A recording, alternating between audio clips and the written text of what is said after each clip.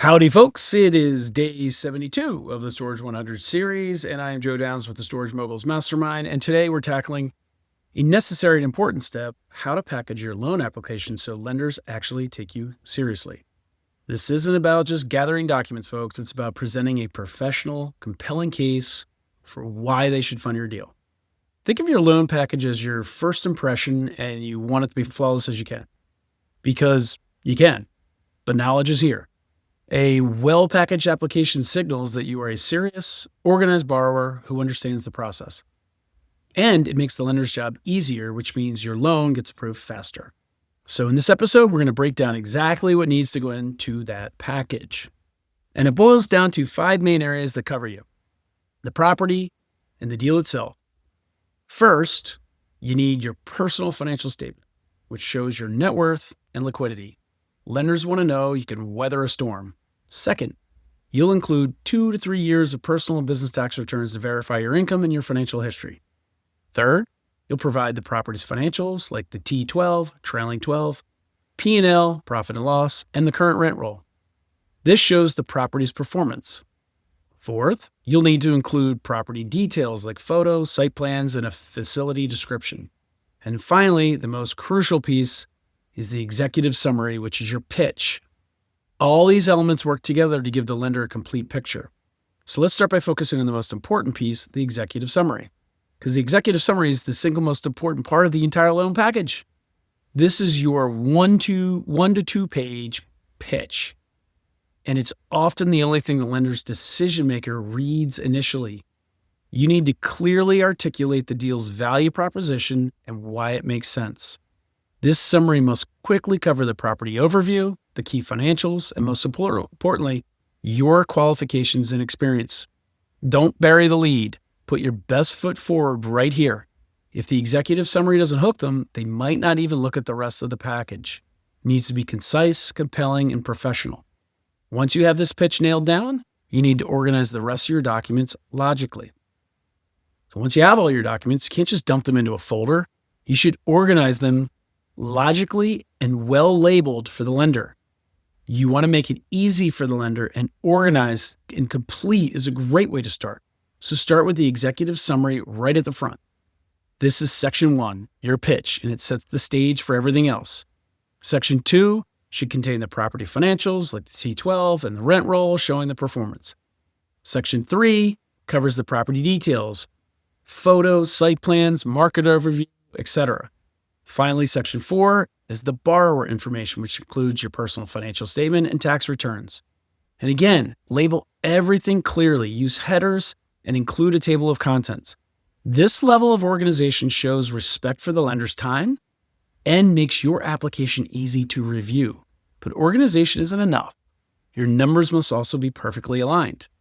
The fastest way to raise a red flag with a lender is to have inconsistent numbers across your documents. Your profit and loss statement numbers should match the figures on your rent roll. Similarly, the financials you present must align with what's on your tax returns and your personal financial statement. Lenders are looking for discrepancies because they indicate sloppy work or worse, an attempt to mislead. If there are legitimate differences, you'll need to explain them up front in a clear, concise note. Don't make the lender guess or hunt for explanations. This will slow down the process and create doubt with the lender about you and the deal. Consistency builds trust, and trust is the foundation for getting your loan approved.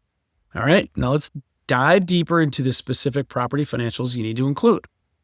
Because when you're putting together a loan application, the property financials are the first thing the lenders scrutinize. You must have a T12 and profit and loss statement, which means the trailing 12 months of actual performance, not some optimistic pro forma you created. Lenders want to see reality. You also need a current rent roll, a snapshot of who is renting what right now, and historical occupancy data, ideally going back 3 or more years. This proves the property's stability and growth trajectory over time. Finally, don't forget the capital expenditure history and a detailed operating expense breakdown.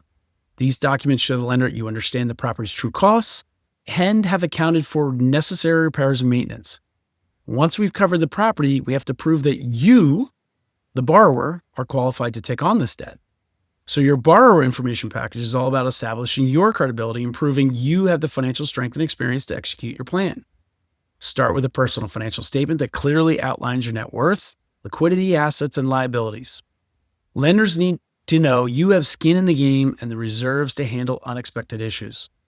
You should also include 2 to 3 years of personal tax returns. This is how the bank verifies your steady income and financial stability outside of this deal. Don't skip the resume. It needs to highlight your relevant real estate experience, showcasing deals you've successfully completed and the skills you bring to the table. If you have none in real estate, highlight your professional experience and how it relates and/or whether or not you're in a self-storage mentorship program. Lenders feel more comfortable with first-time buyers when they know there's an experienced set of eyes also looking at the deal. A strong profile is non-negotiable. It builds the credibility that gets your application taken seriously. But even with a strong profile, there are common mistakes that can instantly derail your application. Even the best deals can get killed by sloppy execution. So let's talk about the common mistakes that sink applications. The first is missing documents. Submitting an incomplete package without tax returns or key schedules can cause immediate frustrating delays. Lenders see this as a lack of attention to detail.